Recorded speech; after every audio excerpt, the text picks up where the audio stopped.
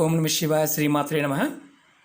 మిత్రులకి శ్రేయభిలాషులకి అలాగే నన్ను ఎంతగా ఆదరిస్తున్న యూట్యూబ్ ప్రేక్షకులందరికీ కూడా పేరు పేరు ధన్యవాదాలు.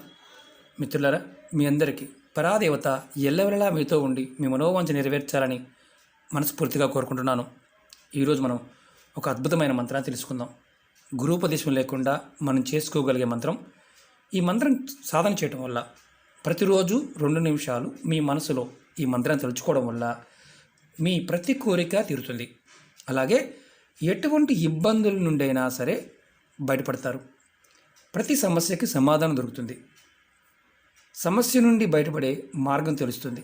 ఇప్పుడు మనం అందరం కూడా మహమ్మారి వల్ల అనేక ఇబ్బందులు ఎదుర్కొంటున్నాం, భయానికి గురవుతున్నాం.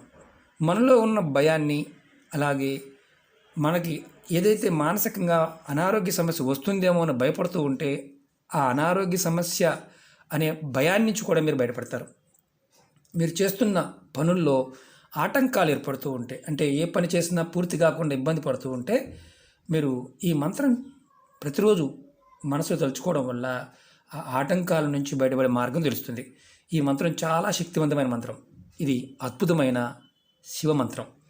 ఎవరైతే శివభగవాన్ని ఆరాధిస్తారో వారికి ఎటువంటి ఇబ్బందులు, సమస్యలు దరిదాపుల్లో కూడా రావు అని శాస్త్రం చెప్తున్నమాట. ఎవరైతే ఈ మంత్రం చేస్తారో వారు కోరుకున్న ప్రతి కోరిక నెరవేరుతుంది. ఈ మంత్రాన్ని ఎలా చేయాలి, ఏ విధంగా చేయాలి మీకు వివరిస్తాను. ఈ మంత్రాన్ని ఆడవారైన మగవారైనా జపించవచ్చు. ఆడవారు గుర్తుంచుకోవాల్సింది ఏంటంటే నెలసరి టైంలో మాత్రం జపించకూడదు.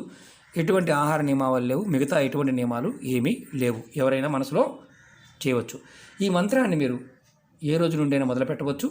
ఈ మంత్రాన్ని ప్రతిరోజు ఉదయం స్నానం చేసిన తర్వాత 2 నిమిషాలు తలుచుకోండి. అలాగే సాయంత్రం స్నానం చేసిన తర్వాత 2 నిమిషాలు తలుచుకోండి. అంటే సాయంత్రం అంటే మనకు అనుమానం వస్తుంది.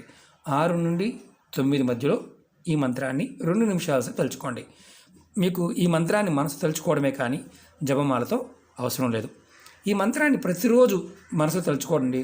అంటే మీకు ఏదైనా ఇబ్బంది కలిగింది, మాకు ఇబ్బందిగా ఉంది అన్నప్పుడు మీరు పూజ చేస్తూ ఉంటారు. ఒకసారి పూజ చేయడానికి వీలు కాదు, స్నానం చేస్తారు కానీ పూజ చేయడానికి వీలు కాదు. మీ ముఖాన్ని తూర్పు వైపు కానీ ఉత్తరం వైపు కానీ పెట్టి మీరు ఈ మంత్రాన్ని మనసులో 2 నిమిషాల సేపు తక్కువ కాకుండా తలుచుకోండి. ఇంకెక్కువ తలుచుకోవచ్చు, ఎలాంటి ఇబ్బంది లేదు. మంత్రం ఏంటి, ఎలా చేయాలో చెప్తాను. అలాగే మీకు ఈ వీడియో నచ్చినట్లయితే లైక్ చేయండి, ఛానల్ని సబ్స్క్రైబ్ చేసుకోండి, పక్కనే ఉన్న గంట సింబల్ని యాక్టివేట్ చేసుకోండి, 10 మంది మిత్రులకి షేర్ చేయండి. చాలామంది మిత్రులు అనేక రకాల సమస్యలు అడుగుతూ ఉన్నారు. మీరు ఛానల్లో ఉన్న వీడియోస్లోకి వెళ్ళండి, లేదంటే ప్లేలిస్ట్లోకి వెళ్ళండి. నేను చాలా వీడియోలు చేయడం జరిగింది. మీరు ఏది చేయగలుగుతారో పదార్థంతోనూ సమయము మీకు వీలైతే మీరు చేయగలిగిన దాన్ని మాత్రమే ప్రయత్నించేయండి. అలాగే వీడియోల్ని పూర్తిగా చూసి అర్థం చేసుకోవడం ప్రయత్నించేయండి. సగం చూస్తే అర్థం కాదు. ఎందుకంటే నా వీడియోలన్నీ కూడా లెంతీగా ఉంటాయి. మీకు ఎక్స్ప్లెనేషన్ చాలా ఎక్కువ ఉంటుంది. 1కి 2 సార్లు చేయడం జరుగుతుంది. ఎందుకంటే చాలామందికి అర్థం కాదు కాబట్టి. కొంతమంది తెలివిగల వారు 1 నిమిషంలోనే అర్థం చేసుకోగలుగుతారు. అలాంటి వారు 100లో 1-2 ఉంటారు. మిగతా వారందరూ కూడా 1కి 4 సార్లు చెప్పినా అర్థం కాకుండా ఉండడం వల్ల ఇబ్బంది పడుతూ ఉంటారు. కాబట్టి 1కి 2 సార్లు, అర్థం కాకపోతే 1కి 2 సార్లు చూడండి, అర్థమైతే చేయండి. ఈ మంత్రాన్ని మీరు గుర్తుంచుకోవాల్సింది ఏంటంటే నియమ నిబంధనలు ఆడవారికి నెలసరి మాత్రమే, ఆహార నిబంధనలు ఏమీ లేవు.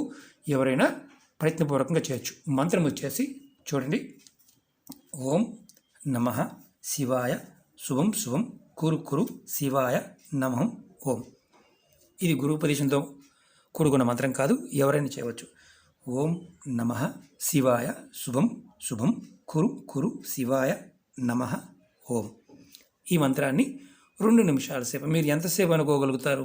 నిమిషానికి 108 లేకపోతే 60, 50 ఇలా ఏం లెక్కలేదు. 2 మినిట్స్ మినిమం, 2 నిమిషాలు. అంతకన్నా ఎక్కువైనా చేయవచ్చు, ఇబ్బంది అయితే లేదు. ఇది స్నానం చేసిన తర్వాత మాత్రమే చేయండి. ఇది ఒక్కటే దీనికున్న నియమం. ఆహార నియమం అయితే ఏమీ లేదు.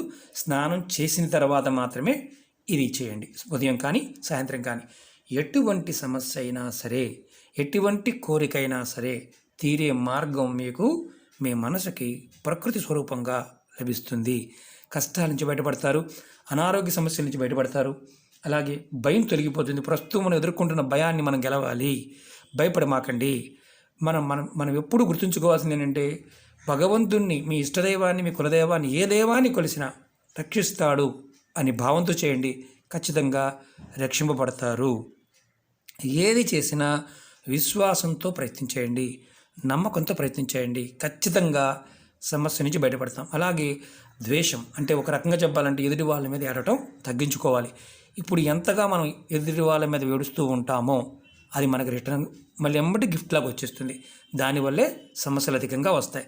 కాబట్టి ఎదుటి వాళ్ళ గురించి కాదు, ప్రస్తుతం మీరు దైవనామాన్ని వీలైనంత వరకు స్మరిస్తూ ఉండండి. ఇష్టదైవాన్ని కానీ కులదైవాన్ని కానీ. ఇది ప్రతిరోజు చేయటం వల్ల మీకు మీ మనసులో తలుచుకోవడం వల్ల తీరని కోరిక అంటూ ఏదీ అన్నీ అంటే ఏ కోరికైనా సరే మీ మనసులో ఉన్న కోరిక నెరవేరే మార్గం తెలుస్తుంది. ఓకే మిత్రులారా, మీకు ఈ వీడియో నచ్చినట్లు లైక్ చేయండి, ఛానల్ని సబ్స్క్రైబ్ చేసుకోండి, పక్కనే ఉన్న గంట సింబల్ యాక్టివేట్ చేసుకోండి, 10 మంది మిత్రులకి షేర్ చేయండి. మరొకసారి మంత్రాన్ని చెప్తాను. ఓం నమః శివాయ శుభం శుభం కురు కురు శివాయ నమః ఓం. చాలా తేలికైంది. మీరు ఈ మంత్రాన్ని రాసుకోండి, పేపర్ మీద రాసుకోండి, ఎప్పుడు లేదా స్టిక్ చేసుకోండి. మంత్రాన్ని ప్రతిరోజు కూడా అనుకోండి. పూజ చేయలేని వారు ఈ చిన్న ప్రయత్నాన్ని ప్రయత్నించండి. ఓకే మిత్రులారా, ఓం నమః శివాయ శ్రీమాత్రే నమః.